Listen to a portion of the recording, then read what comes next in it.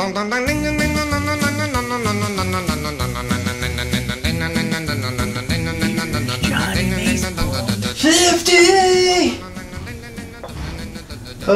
hello. Sorry, didn't see you there. Hello and welcome back to Johnny Baseball. It is hot as balls in New York right now. And I can't turn on the air conditioner because it would mess with the audio, so I'm going to breeze through this. I actually probably was going to go another week without making a video, but I just really needed an excuse to show this video of Max Scherzer snarling like a rabid dog. I know I said in my first video that Max Scherzer looks like a guy who would be somebody's uncle, but the more I look at him and watch his sweaty, gangly, white ass on the mound, the more I realize that he really kind of looks more like a heroin addict. Would you really be that surprised if you saw Max Scherzer hanging out outside your apartment building in a stained t-shirt, selling whiteys out of a shopping cart? I mean, he doesn't play that far from Baltimore.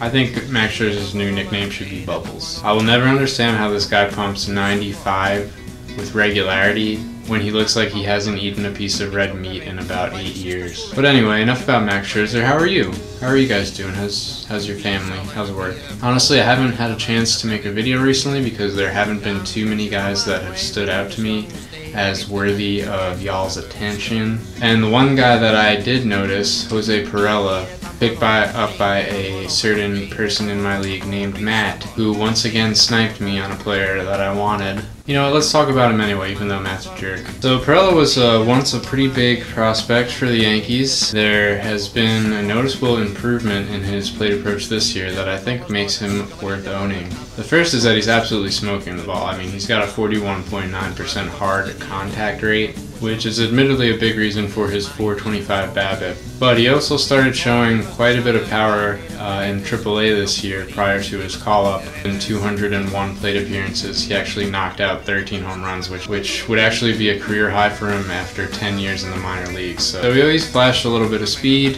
He always was able to manage a strikeout percentage. Now it looks like he's hitting the ball harder and in the air more. I think he's going to get plenty of playing time in the outfield and probably at second base now that Solarte is hurt. So he could get you some good position flexibility there. He's also hitting the ball up the middle a lot. It's the ball about half the time up the middle and then about evenly to left and right, so that bodes pretty well for his average. He's hitting the ball on the ground less, obviously, as seen by the power uptick, but he's still hitting the ball on the ground almost half the time, which is a bit of a red flag. And his strikeout percentage isn't amazing, so you might have to temper your expectations on the average going forward, but I think this is a guy who's going to have some good position flexibility and who's going to probably contribute in most categories. Alright, next up is Dinelson Lamet. If you haven't noticed at this point, I'm oddly drawn to players with names that sound like exotic foods. We had Yandy Diaz, we had Whit Merrifield, and now we have Dinelson Lamet, which I believe is French for Dinelson the Met. Honestly, I think this guy might have been born in the wrong century because he looks like he would have fit right in as an ancient gladiator. I mean, this dude is huge. I can honestly picture this guy just like lopping a horse's head off with an axe, while a crowd of Romans cheers all around him. In all seriousness, this guy is a big dude and he throws like a big dude. His velocity so far this year has been insane.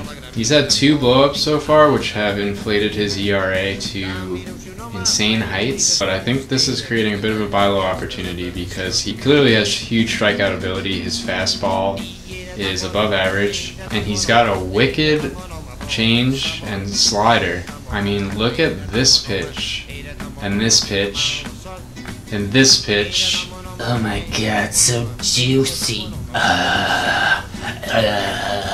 I mean, the dude's stuff is legit. Problems in the minors were mostly control, but he's managed to keep the walks down so far in his brief stint in the majors. He has a pretty nice strikeout to walk ratio. He was actually really good at limiting the long ball in the minors, so I'm not too worried that his home run per 9 right now is at 3. His ground ball percentages in the minors were low, and ground ball percentage right now is low, so that is a little bit of a cause for concern. Luckily, he does play in Petco Park, so I feel like that can be mitigated a little bit. He's gotten very unlucky in terms of left on base percentage and obviously the home runs, but you can see in his xFIP, which is 389, and his Sierra, which is 3.16, that there are some underlying skills there. And if he manages to reach that potential and pair it with this insane strikeout rate that he has right now, I think sky's the limit, baby. I think there's a lot of potential here. So should you pick up Dinelson Lamet? You should pick him up. You bet. I don't even know what I'm talking about anymore.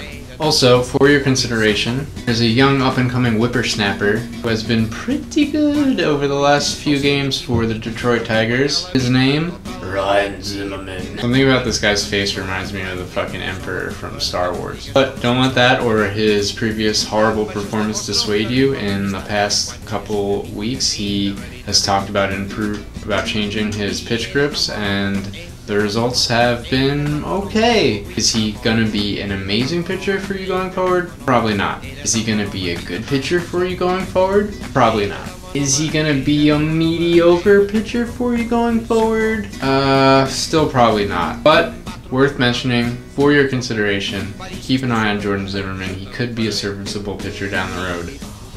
Alright, I'm gonna go stick my head in the freezer. Thank you for joining me for yet another fantastic episode of Johnny Baseball. Love you, appreciate you, thank you for watching.